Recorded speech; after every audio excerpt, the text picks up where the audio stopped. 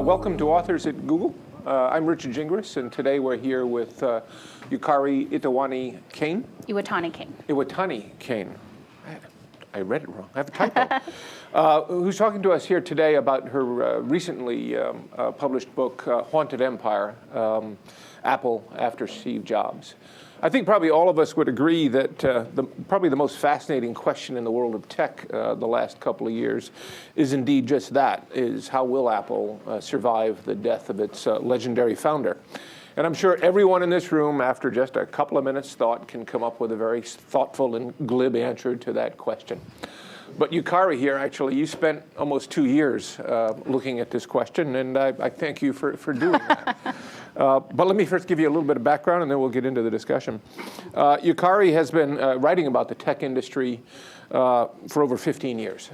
And as a reporter for the Wall Street Journal, she covered Apple during the last years of Steve Jobs' reign. Kane is best known for her in-depth analysis and scoops, among which include the news about Steve Jobs' top-secret liver transplant, the launch of the initial iPad, the launch of the iPhone on Verizon. Her stories have often included the offbeat as well as the hilarious, a fun piece on a 15-year-old iPhone hacker, and a story on iPad couture that became the subject of a fabulous Stephen Colbert rant. You can still find it on YouTube somewhere. In 2011, she was named as the Gerald Loeb Award finalist as part of a WSJ team for a series on internet privacy. Among her peers, she developed a reputation as the recipient of controlled leaks from Apple, and we may talk about that, even becoming the subject of a segment on NPR's On the Media. According to Yukari, the truth is considerably less interesting. All of her scoops and stories came from painstaking reporting and vetting. So I'd like to actually start by going back to the basics with you and your career, which is what caused you to become a journalist in the first place? It's interesting because I grew up in the 80s, and I'm originally from Japan, and I moved back and forth between the U.S. and Japan because of my dad's job. And the 80s was when there was a lot of tension between the two countries, if you remember, with the automobile industry and et cetera. And I just saw a lot of miscommunication and misunderstanding going on, and I thought to myself, well, I could help explain things to each other, and that was my initial. That's what piqued my initial interest in journalism. So, given that you've been doing this for a while and you just completed this book, I think one thing that'd be interesting to explore before we get into the actual substance of it is a bit more of the behind the scenes, how you do these things. Mm-hmm. So if you could kind of give us just a little bit of a window on the process you went through in producing the book. Yeah. And I'd even start at the very beginning in the sense of, what was your thesis going in? Mm-hmm. And how close was the end result to that thesis? Right. Well, my thesis going in was completely different. I covered Apple during Steve's last 3 years, and if you remember, it also coincided with this really strong period of growth at Apple. They were pulling in triple-digit profits and revenue growth, and I wanted to tell the story of how Apple went from bankruptcy to the success that it became, or near bankruptcy to the success, focusing not on Steve, but on the team and how it actually really came together rather than the myth of Steve having done everything. And that was the book that I proposed and sold and began working on. And a year into the process, I realized that that history is not as relevant and interesting anymore, and that what everybody really was interested in was what was going on now without Steve and how Apple was going to deal with this transition, and that the question was interesting from not just Apple's story, but from a much broader perspective, because the story is actually really about what happens to an empire when it loses its emperor, and it's a story that you see in governments and as well as companies and in different situations. And this was happening in business, and it was happening right under my nose, and I had a chance to have a front seat and be witness to it. And so I did a complete shift and started from scratch. Not really from scratch, because by that time I had done a ton of interviews about how Apple rebuilt itself. And so that ended up being a really good basis to figure out what was changing, because, of course, you can't really understand what's changing until you understand how things were. And so, but one of the first things I did was I booked a 3-week trip to Asia because Apple's success, so much of Apple's success had to do with its operations and the supply chain in Asia, and so much of the growth that was coming was from Asia as well, and I wanted to see it for myself. And John Ryan, who's sitting there, was my host in Taiwan at the time, and where I spent about 10 days. A lot of the suppliers are headquartered there, so the factory workers are in China, but the suppliers and the management is in Taiwan, and you get a really great sense of what the strategy and the thinking is, and how things have changed. But I tend to favor face-to-face meetings and talking to people who know pieces of information firsthand. It's how I got my scoops at the Journal. I think you don't have to get the guy that knows everything about, knows everything about everything. You just need to get the guy who knows a little bit about something, but knows it firsthand. And then you talk to enough of those people, and you piece it together, and you get a picture.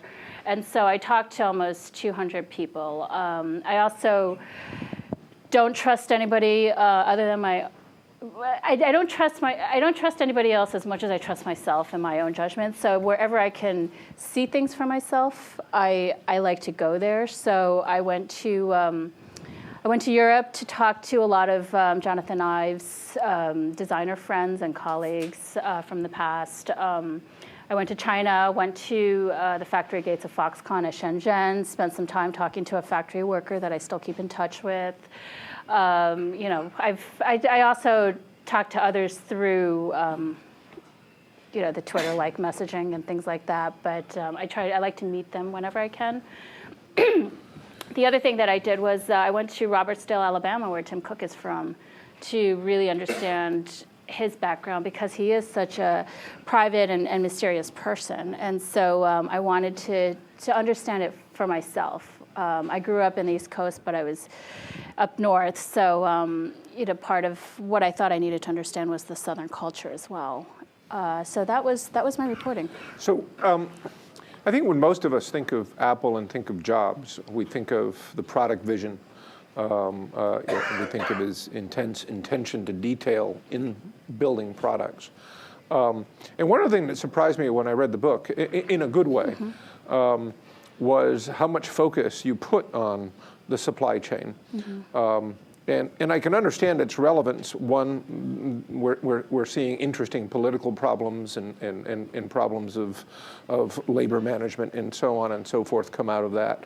There are certainly interesting threads in terms of Apple's innovation in materials science, and of course it's what Tim Cook's expertise is. But what drove you to go there? I mean, part of it was certainly because the factory conditions were getting so much scrutiny. This was shortly after the New York Times series went out. And I've been in journalism long enough to know that how you characterize things really is such a personal thing. And I'd spent some time in Asia and as a correspondent as well. And I know how the realities in certain countries can be understood differently in others. So I wanted to make that decision for myself, but also because so much of Apple's business is reliant on the supply chain. Foxconn and Apple kind of grew up together, and they've gotten big together. And I think the way their relationship works is an incredibly important part of Apple's success. And when that starts breaking down, it has profound implications. The other thing is that I think what gets lost here is that Foxconn is just as much of a dynamic company as Apple is, arguably. It has a very dynamic CEO, very ambitious, has also really done the impossible to get his company at the scale and size it is. And it is technically, because of the relationship, it is a supplier to Apple, but it is in no way subservient to Apple. And I wanted to really understand where they're coming from and what their interests are, because those motivations, when they start changing, that has profound implications for Apple. Yeah, well, and I think that was certainly interesting, in not only the I think the public perception of Apple in terms of how the products are produced, but also one of the things you surfaced was how the suppliers are in a sense now learning how to fight back against against Apple, which obviously raises its own set of issues. But let me, if I can, take us back to Jobs' role. I worked at Apple in the 90s, but I worked at Apple in the in-between period when Steve wasn't there. When the product line expanded from 3 different Macs to 5 different product lines. Right. Every division had its own product line. It was rather run amok, and my own sense is that one of his greatest strengths was, in a sense, as an editor, of making the hard decisions about what survived and went to market and what did not. Right. And frankly, my own perception is that's probably one of their biggest challenges going forward is how do you decide with all of these very creative people in their workforce, all competing for attention, all with great ideas, winnowing down to the 1, 2, or 3 that actually should see the market. What did you learn about that? I think that's absolutely true, and it's the way people who have worked for him have characterized his strengths as well. I had a really interesting conversation with the former Apple senior manager. I don't know, this was a couple months ago, and we were talking about what's changed today. And one of the things he said that I thought was interesting was he said, everybody's wondering who has the vision at Apple today. And he said, the problem isn't vision. Like there's lots of vision at Apple. The problem is that there are now thousands of different visions and not just one. And that's Apple's challenge. And that really rang true to me. Yeah. But also, in fairness, I would actually suggest that some of the challenges they're facing are indeed of Jobs' own making. And one I would point to is his absolute insistence over the years of maintaining the proprietary, unlicensed nature of the platform, such that even where they introduced the iPhone and quickly dominated the space, but obviously that's been eaten away. It's hard to compete with 40 producers of phones working off of other OSs versus licensing off of yours. Some would look at that in a sense as a squandered opportunity. Do you think there's likely to be change in that regard at Apple, or are you hearing the same sort of adherence to his philosophy? People think that Apple's starting to open up. I think there was an announcement at WWDC last week where they were going to the HomeKit was going to work with third-party products. My feeling is that it won't be, whatever they do, if they change, it won't be enough, because it's just so entrenched in their culture to not want to be open. The secrecy is part of it, and their inability to share even things that they need to. And I think that's something that's so deep in Apple's DNA that I'm not sure they may try, but I would guess that it's not going to be enough. Whatever they do, it'll just come a little bit more slowly than it should, or it would be a little bit more limiting than it should, and those are the little things that ultimately create a Sony type situation. Yeah. Well, I recall, and again, I was there in a very bad period for Apple, and probably the market share was 6%. But it was such an insular culture that, frankly, you could live inside the Apple world and not even think that Windows existed. Was how severe they were inured from the outside world. Obviously, that can be problematic and has proven to be problematic. But one thing I learned was that, I had thought with iTunes they also get, this was a big opportunity for them to, in a sense, to break out. And they made iTunes available on Windows, right, to stimulate iPod sales, I should say. And that was actually something that that Steve was not in favor of and had to be basically forced by his team to do. The story I got was that Steve was very much against it. He wanted to keep it just to the Mac ecosystem, and essentially his entire senior management team at that time laid on the tracks and convinced him otherwise. And it was one of those situations where he was like, fine, do what you want to do, but if you screw up, if it doesn't work out, then it's your head. But they believe strongly enough. And of course, now that it's successful, as everything else, Steve claims credit. Yeah.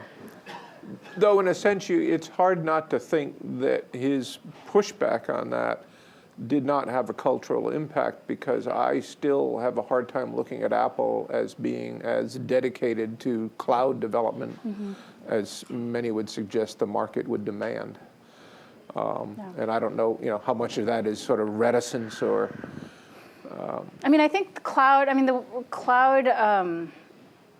Apple's culture just seems to be so contrary to what great cloud software demands. And I think it's a weakness. Yeah.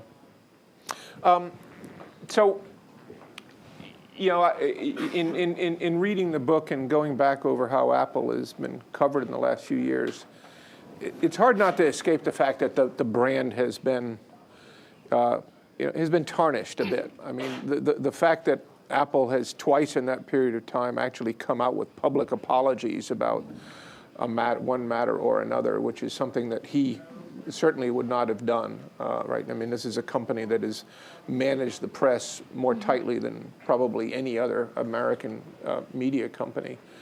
And there too, I suspect there's a change in philosophy, or is it just the fact that Tim and others there don't have the same ability to, in a sense, reality distort that Steve had? I certainly have.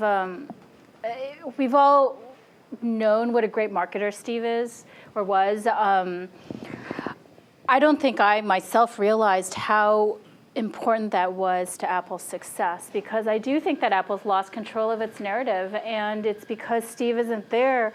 Steve inspired people in a way that just defied rationale. It was people were inspired by whatever Steve said, whether it was promises of things to come or the fabulousness of something that Apple has released. And I was in so many launch events for something where he's announcing something, and the cheers are enormous, the whistles, everything. And you feel like, oh my God, Apple's done this really great thing. And then you go back to your desk and you're like, oh, well, wait a second, Google had this already, or it's already, it's not that interesting. It's a cosmetic fix. But he got people really worked up and excited about things. And Apple really doesn't have anybody today that can inspire that kind of irrational exuberance about the company. And when you listen to what they're actually saying a lot of the same things that Steve said. They're still operating by the same playbook. They talk about these amazing things to come. And the wording is very similar to what Steve said. And so they're trying to do what he did, but it just falls flat. And I think that's just the difference in who is saying it. So it almost speaks to the charisma, the showmanship, as it were. Yeah, and it's not just the impact that it has to consumers, but it's about his ability to inspire the employees, his executive team, his shareholders, the board. When you think about it, Apple, I mean, if you are the CEO of a company, you have so many constituents that you have to respond to. The suppliers, I mean, the suppliers are working for you, but everybody knows that no matter how much money you pay, if their heart's not in it, it's just not going to be as good. And so when the message is a little bit less powerful, there are a lot of ramifications for all those different people. By the way, get your questions ready. I'll be turning to the audience for questions in a minute. Would love to hear them. So why don't you just sort of let's go to your bottom line quickly. So what is your sense? Is Apple going to stay great? Are we going to see, are they going to weather the storm, or is this in a sense the waning of Apple's strength as a consumer electronics company? I mean, it's a tricky question because it depends on how you define it. From a revenue and profit standpoint, Apple will be making money for a really long time to come. But if you are talking about Apple's ability to create the waves and innovate and come out with game-changing devices, I just don't see it. I mean, I think Apple could stay a good company, but the insanely great company that it's been, I'm just not sure that's possible. And if you look back in history,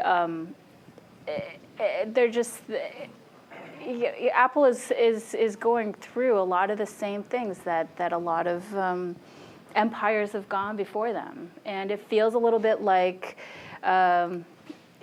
it's I call it business physics, but there's a force that keeps that as you get more successful wants to bring you to the center, and that's the challenge that Apple is facing. We'll see. I mean, they've defied the odds before, so. Yeah, I mean, and there's an interesting bridge from there. They recently acquired Beats, and which means that Dr. Dre and Jimmy Iovine are going to be wearing badges and taking the bus down from San Francisco to work at Apple every day. But interestingly, an ex-Googler, Paul Buchheit, upon that announcement suggested that with the savvy of Beats, that Apple will be able to design wearables for the mass market that Google could not. Which frankly I kind of chuckled at because there's no question Beats was successful at getting a lot of people to wear soup cans back around their ears with the Beats headphones again. I'm not sure if that's the secret of getting into the mass market, but right. What's your sense of the Beats acquisition, and how is that going to work? It's a great question. I wrote an analysis about it as well, and it is a puzzling acquisition to me. There's the thought that $3 billion is a lot of money. Apple developed the iPhone, I think, on a couple $100 million. So, what does Beats offer that they couldn't do themselves? From an aesthetic perspective, I think the financials, maybe there's a way that the financials make sense, but from a larger sense, aesthetically, the Beats aesthetic is completely opposite of Apple's aesthetic. It's a company that has made money built on marketing, not as much on. I don't think they're known for the quality of their headphones. Right. They're a marketing company. They're a marketing company. People have also, and I don't know if this is true, but people have also told me that their headphones are more popular outside of the U.S. than inside the U.S. And the young people outside of the U.S. buy them because it's a way for them to connect to the American culture. I have no idea how that adds to Apple. And the cool. People have talked about how Apple is buying Beats cool, and if Apple, which is defined Is cool defined for the cool. last 15 years, is buying Beats for its cool, then they're really in a lot more trouble than we think. I think that is the conclusion. Yeah. I mean, when thinking about it with regard to Jobs, the only phrase I could think of was turning over in his grave. Yeah. It seems quite hard to believe that would have been something he'd have been supportive of. But let's turn to questions. Yumio. Do you think Steve Jobs had any other choices besides Cook in terms of, I mean, from your book, it Yeah. doesn't I seem thought like you there were were going to any. say besides dying, Yeah. I mean, what? reality distortion field You know, to its ultimate.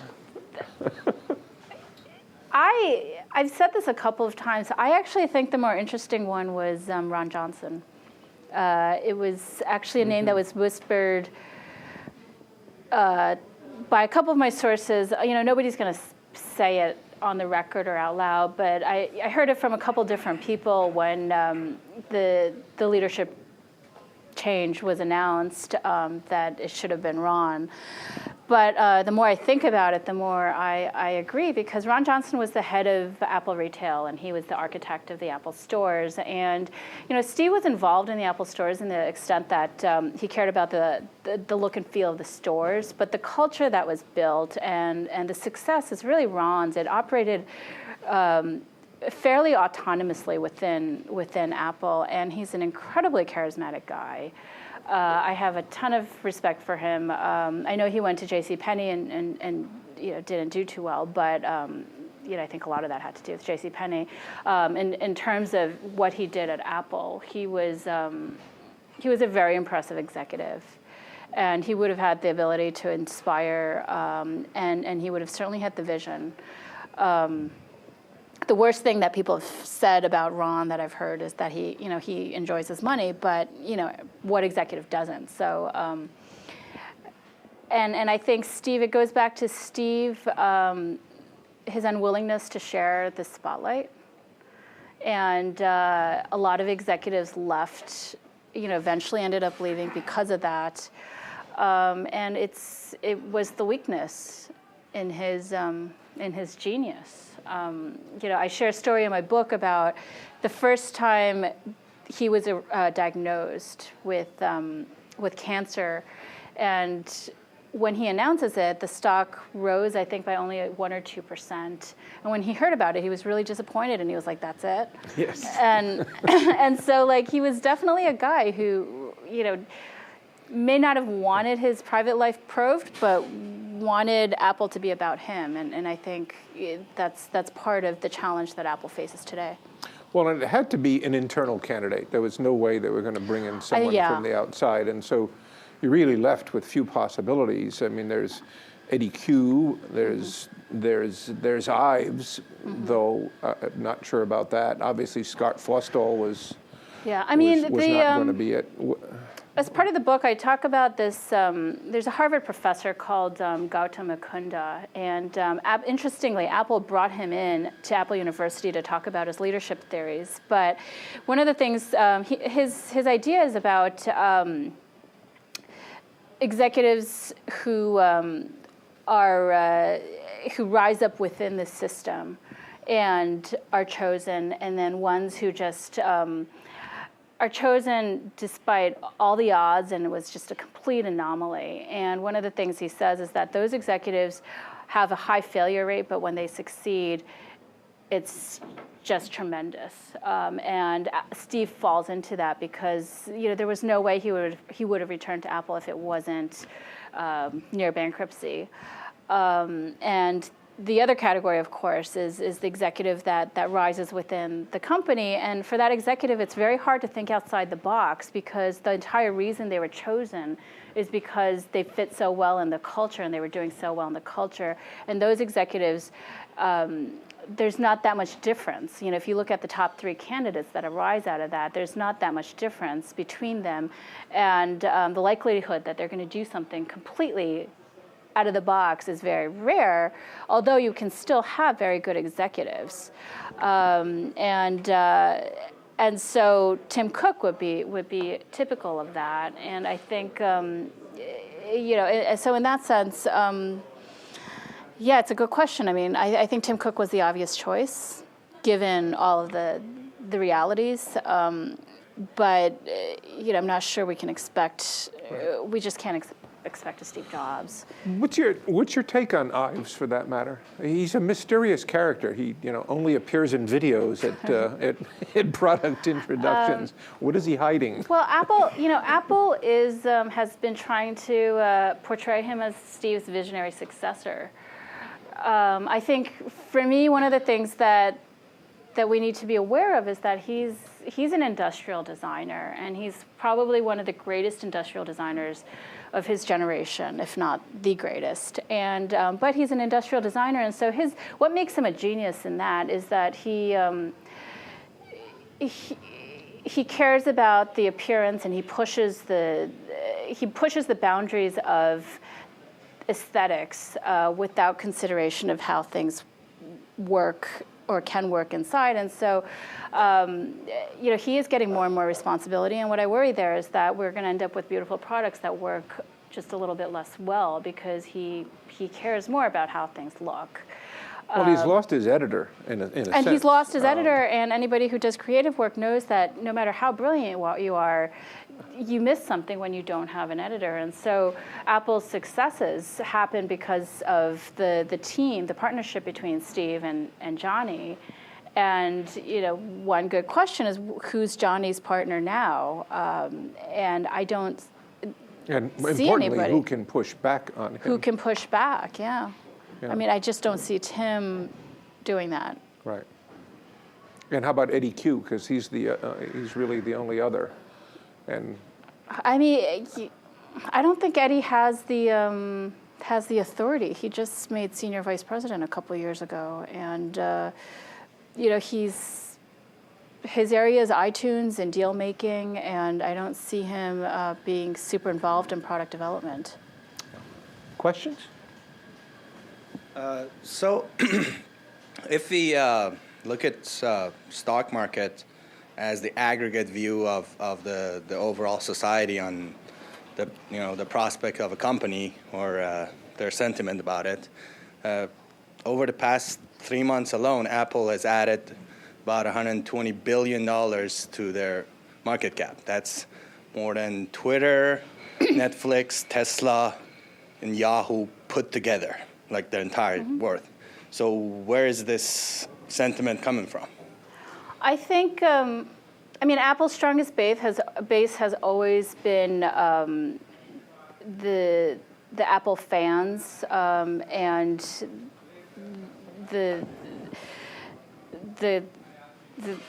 support of people who love their products. And I've been covering business and financial news for a long time, and the way the stock market moves is psychological as well. And so Apple is helped by a lot of people who want to think about the best of them. I mean, the market is also doing generally well. And from a profit and revenue standpoint, Apple will make money for a long time to come. I mean, their pie is so big at this point. In some ways, yeah, I mean, it's probably makes sense to put a bet on Apple from that perspective. I mean, the way I look at it, I'm looking at it from a much higher plane, and just what happens to a business. I mean, Apple's own definition of a vision has been to make insanely great products that change the world, and what is happening to that is more of my interest. And what does, regardless of whether they pull through or not, there's no question that this last couple of years and maybe a couple more years to come, is a major event in Apple's corporate history. And it presents a lot of challenges, one because of the transition, but also because it grew so fast and has all of a sudden gone from an underdog to a dominant company, and in many ways it still has that underdog culture. And so there are growing pains from that. And those are the stories that I was interested in and following and thinking about. Well, I think the key point there is obviously in the fast-changing world of technology is, where are they going to be the next great, great new entries of products on their part? What's the big new invention that's going to carry them forward, or inventions that are going to carry them forward? Right. Wall Street doesn't typically do a very good job and I think of. Also financially, the cracks start appearing long before you see any cracks in the financials. I used to cover Sony before I covered Apple, and Sony was doing well for a really long time before it started, going off of a cliff. And when you look back at where things went wrong, it started to happen when things looked really, really good for them. Yeah. And also with the loss of their founder. Yeah, exactly. With Morita. Questions? Hi. As someone on the communications team, I actually have a question about the process a little bit. First, did Apple participate in this book? And second, even covering them for the past 3 years or however long you've covered them, how have you worked with that culture of secrecy and not sort of talking a lot? How have you had to sort of change your reporting style to get the scoops and figure out how to work with them? It's a lot of guerrilla reporting. I did, so in answer to your first question, I did keep Apple in the loop for a long time. I told them first when I started working on the book, I told them when I sold the book, and kept them updated for about a year and a half until they officially declined to cooperate, at which point I decided that my obligations were over, but it was well into, I explained when the direction of the book changed. I was also sending emails to Tim Cook regularly. When I went to China and I came back, I sent him an email with some of my thoughts and invited him to correct me where I'm wrong and things like that. They didn't respond. Did he engage? He didn't engage. He didn't engage. Yeah, which was expected because Apple doesn't typically cooperate on these books. But, it just makes you work harder. And I actually have come to believe that I was helped by their lack of cooperation because it allowed me to stay independent in my thinking, and it made me work harder. And also because after Steve died, Apple's executives have been out in the media so much, and their message is pretty consistent. Nobody ever gets anything that Apple didn't intend to say. And so I felt that even if I gotten interviews, all they would have said was the same thing they've said everywhere else, and I already had that because it was on the record. And so I had that, and then I was in addition able to get this 360-degree view. I was talking to people who worked, with regards to Tim Cook, for example, I was talking to people who worked for Tim Cook, who Tim Cook worked for. I talked to his, school friends from Robertsdale, teachers, professors. It just challenges you to go deep. How do you convince them to talk with you?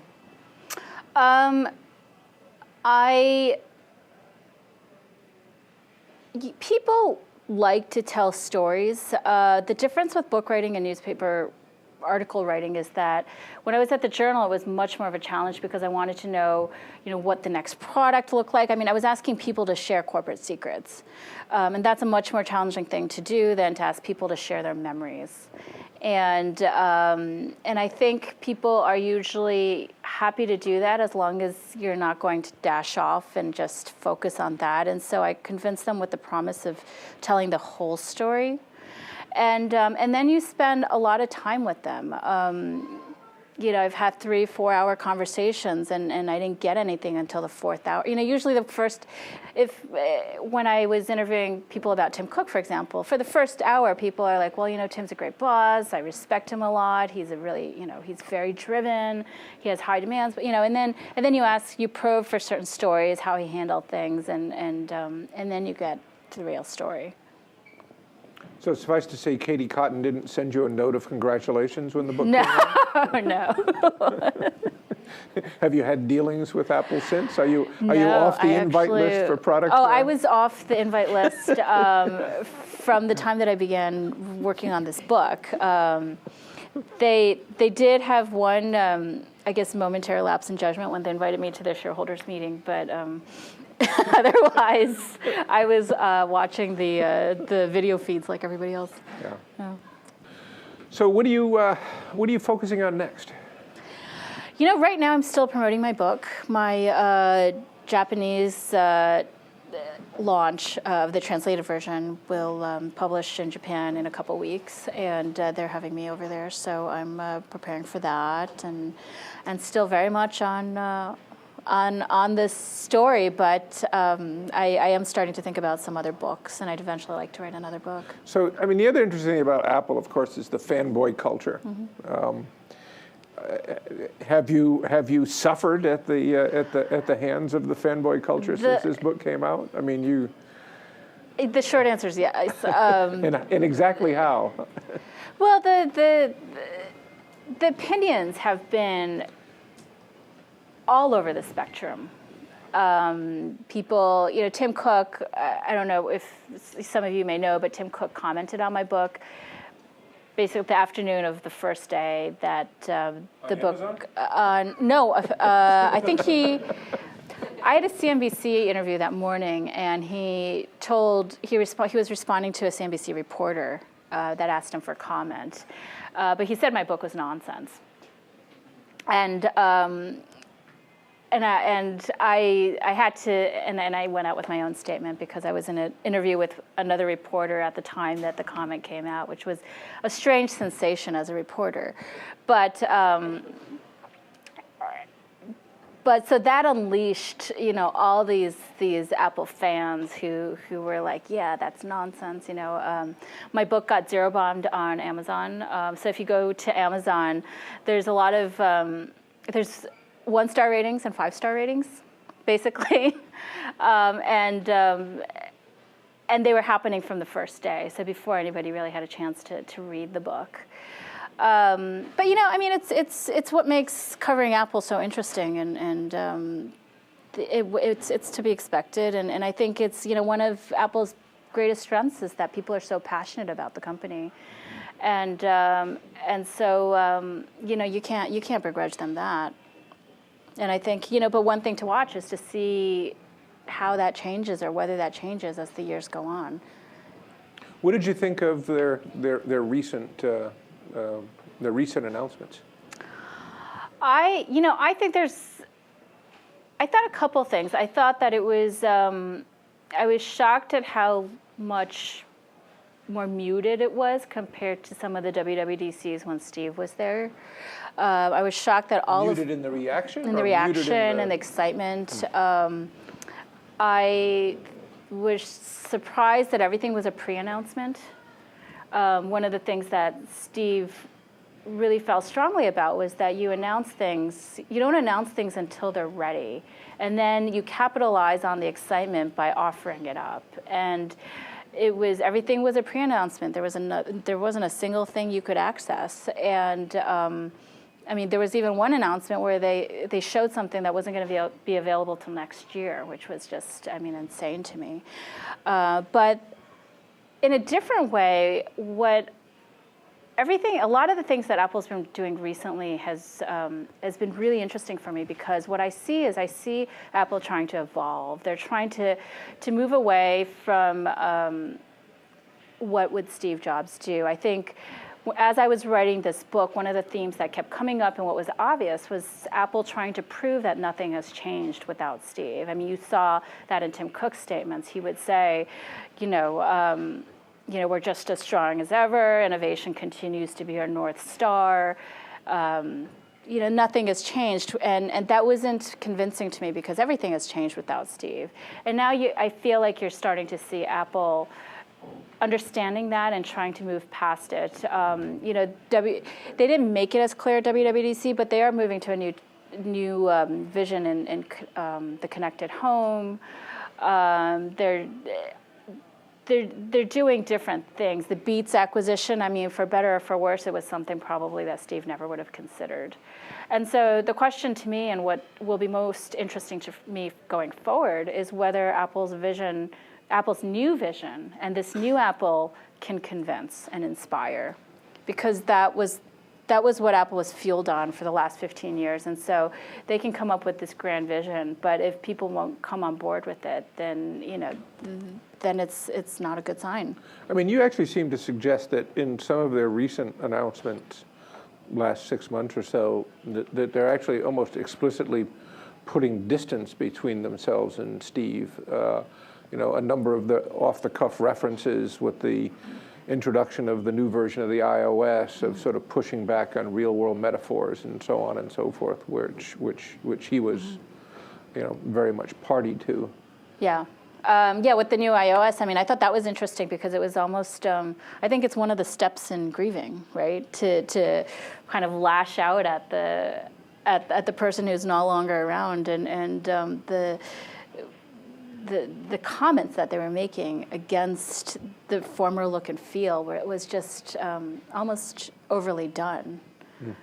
And unwarranted, because it was something that had worked for them for so long. So it deserved at least some modicum of respect. And so, what's your take? I mean, I've it's been, how long has it been since he died? No, it's been almost 3 years. Almost 3 years, and so, and we've heard these, Tim Cook is almost sounded like Al Gore in The Lockbox with his reference to the North Star on a very, very repetitive basis. Eddie Q comes out, who's these are good people. I don't mean to sound critical. Eddie Q's a great guy. I mean, these are really solid people. He says, I think we've got the greatest pipeline of products that we've ever had in our history. But still nothing's quite coming to the fore. What's your take of this? Is what are you hearing? Is there something around the corner, or are they just vamping? I mean, I think, well, we know that they're working on stuff because we hear trickles about it, about the watch, the television. I do hear enough evidence from Asia that there are like real proposals and real things going on. I mean, I wonder if are they being cautious about, because with every new product launch, there's some risk. You don't know everything, and is there some sort of enhanced concern on their part about the first new thing they do post Steve not being as super successful as it needs to be? I think caution is definitely weighing in. I mean, Tim Cook is much more of a cautious executive. He likes, I mean, there are no guarantees with product launches, but he wants as much, he wants all the I's dotted and the T's crossed, and he wants to be as sure as possible because he knows that he's got to hit a home run. And I do think, I mean, you feel the weight of the pressure just mounting.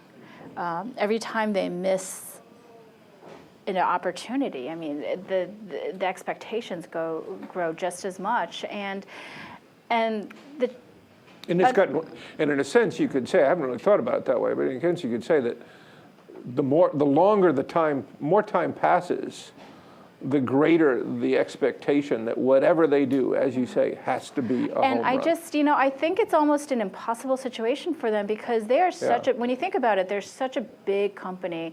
They're making $150 or $60 billion in revenues every year. So, like, how many watches do they have to sell to add 5% to their top line or bottom line?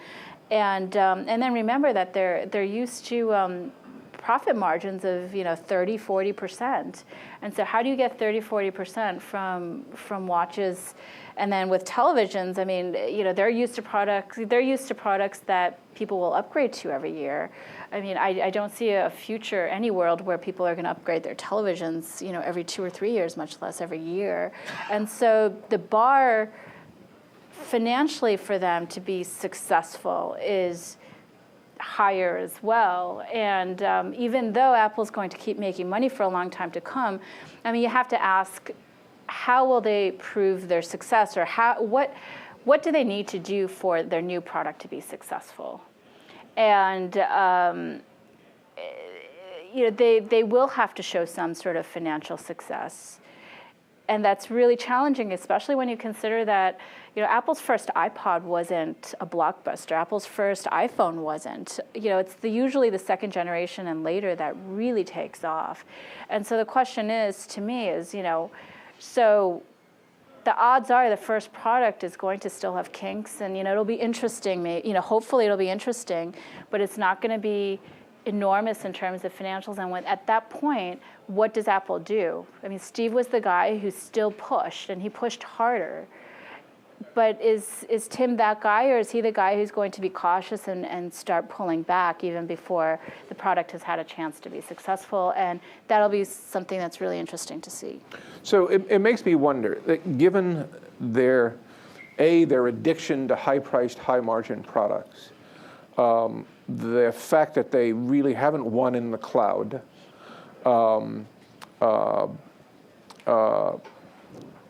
is it almost too much to ask? I mean, is it almost interesting to ask the reverse question?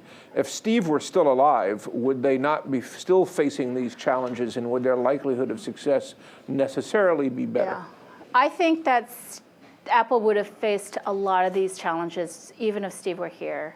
He probably would have been more successful at convincing the world that these challenges weren't there for a while longer than is apparent now.